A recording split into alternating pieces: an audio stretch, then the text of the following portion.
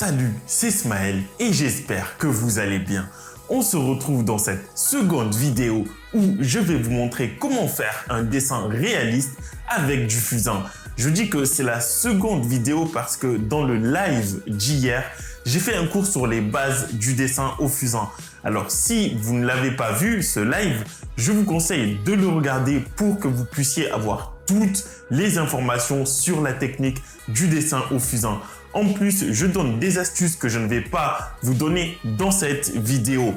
J'avais déjà aussi abordé le sujet du portrait au fusain, mais je vais y revenir avec une technique qui est bien différente de celle que je vous ai enseignée dans les précédentes vidéos. Dans les méthodes précédentes, je vous montrais la technique de modélisation pour dessiner au fusain. Le problème, c'est que si vous n'avez pas une bonne méthodologie en dessin, le résultat du portrait peut être complètement raté, même si votre compréhension de la modélisation est bonne. Aujourd'hui, on va étudier comment faire un dessin réaliste en appliquant une autre méthodologie plus efficace, puisque je vais vous apprendre la technique du patayou.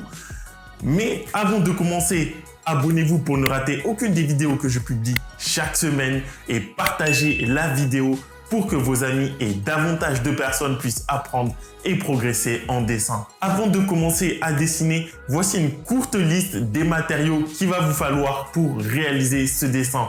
Du fusain, prenez-le de préférence avec un diamètre 5 à 6 mm. Vous pouvez en prendre des plus gros, mais j'ai remarqué que j'ai plus de facilité à dessiner avec des petits diamètres. Un crayon HB, un crayon fusain, un crayon pierre noire HB, une gomme blanche, une gomme mie-de-pain et un crayon gomme pour les détails. Un cutter aussi et du papier vert. Bon, bien sûr, la liste n'est pas complète, mais je vous en parlerai plus tard dans la vidéo. Une fois que vous avez ces outils, on va pouvoir commencer à dessiner. Maintenant que vous êtes devant la feuille, avant d'utiliser le fusain, on va d'abord construire le dessin en utilisant la technique de construction géométrique. Dans la première étape, vous allez faire une enveloppe rapide des deux chaussures pour positionner la composition dans la feuille.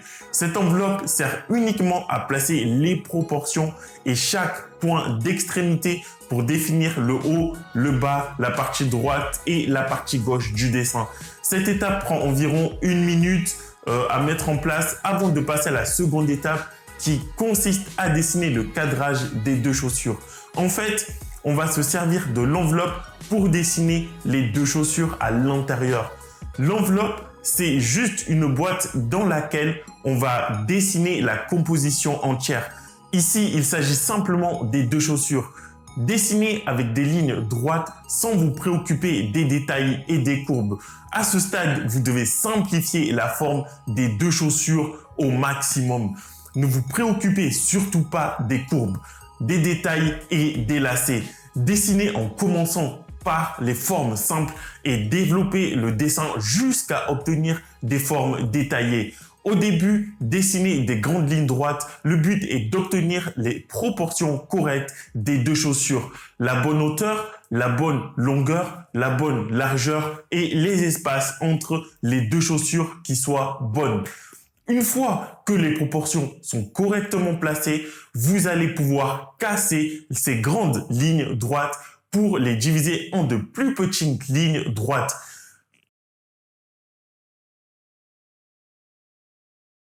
Votre objectif est de vous rapprocher des formes des chaussures, mais à ce stade, vous n'allez pas encore dessiner des courbes.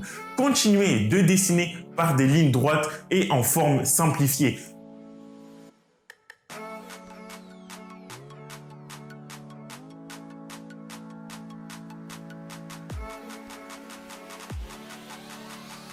Pensez à positionner les trous des lacets et à suggérer la forme des lacets.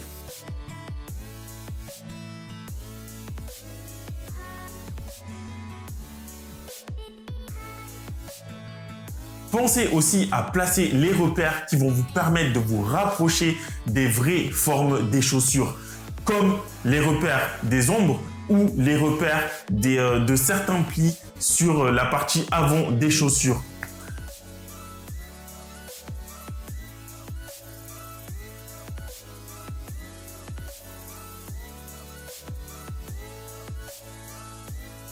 Une fois que cette étape est terminée, maintenant, on va pouvoir terminer le dessin au trait en utilisant le crayon pierre noire. Mais avant de l'utiliser, laissez-moi vous montrer comment tailler pour obtenir une mine pointue. L'inconvénient avec la pierre noire, c'est que vous ne pouvez pas l'aiguiser avec un taille-crayon. Donc, on va utiliser un cutter pour le tailler et le frotter sur un papier vert pour obtenir une mine très pointue. D'abord, prenez votre crayon et posez la mine sur votre pouce comme je vous le montre dans l'exemple. Ensuite, utilisez le cutter pour éplucher le crayon et enlever des petits morceaux de bois. Mon pouce sert à contrebalancer la pression du cutter sur la mine. Si vous n'utilisez pas le pouce pour contrebalancer la pression, la mine va se casser à tous les coups. Ensuite, prenez un morceau de papier vert et frottez la mine de haut en bas en la faisant tourner pour aplatir le bout du crayon de tous les côtés.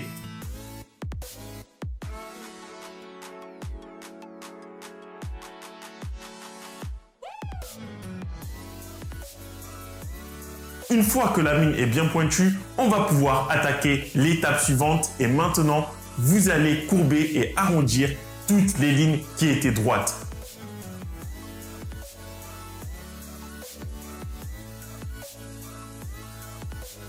À partir de maintenant, on quitte l'étape du cadrage pour arriver à l'étape du contour. Dans le contour, il n'y a plus de ligne droite. Vous devez vous servir de la construction du cadrage comme base de votre dessin. Mais on va maintenant apporter plus d'informations et plus de détails à notre dessin.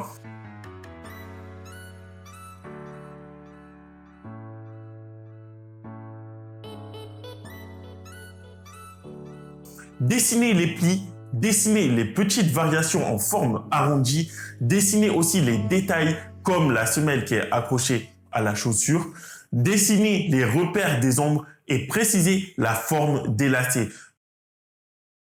Prenez votre temps et ne dessinez pas trop vite.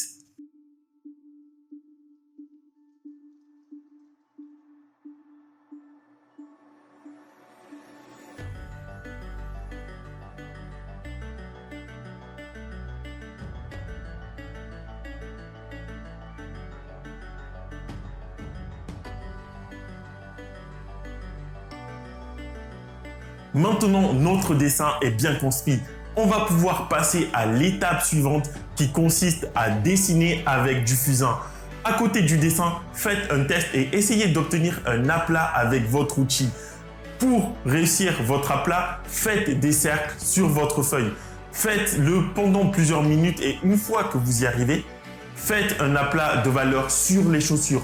Mais soyez très délicat parce qu'on va partir des formes les plus claires pour évoluer vers les valeurs les plus sombres. On va procéder par couches de superposition pour assombrir au fur et à mesure des couches qui vont se succéder. Dans la seconde couche, posez vos valeurs sur les parties des chaussures qui sont plus sombres que la partie qui se trouve être la plus claire. L'idée est qu'en superposant les couches, on va assombrir les parties les plus sombres, mais aussi apporter du volume aux chaussures. C'est la raison pour laquelle on va des valeurs les plus claires vers les valeurs les plus sombres. Vous allez donc devoir utiliser un maximum votre capacité d'observation.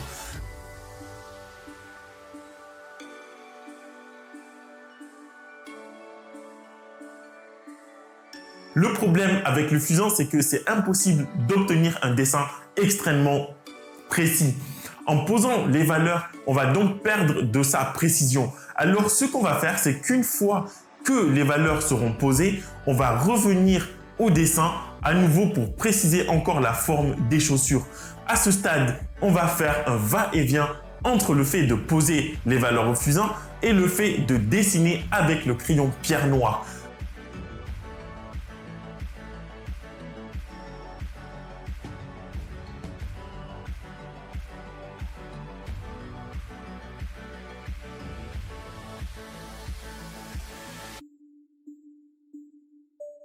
Je dessine un contour avec le crayon et ensuite je reviens poser une nouvelle couche de valeur plus sombre avec le fusain. N'hésitez pas à toujours revenir préciser le contour du dessin parce que le fusain estompe très facilement la précision des chaussures.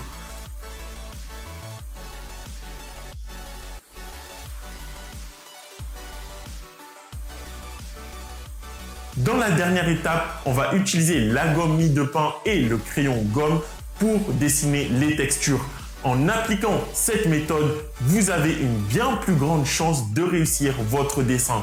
Mais vous pouvez aller plus loin encore et apprendre les détails que je ne vais pas vous donner dans la vidéo, que je ne vous ai pas donné dans la vidéo, comme uniformiser le dessin, jouer avec la pression, créer des dégradés, comment superposer progressivement les différentes couches, comment bien modeler les dégradés, comment obtenir des gradations tonales, faire circuler les valeurs sombres pour assembler tout le dessin et plein d'autres concepts pour créer un dessin parfait.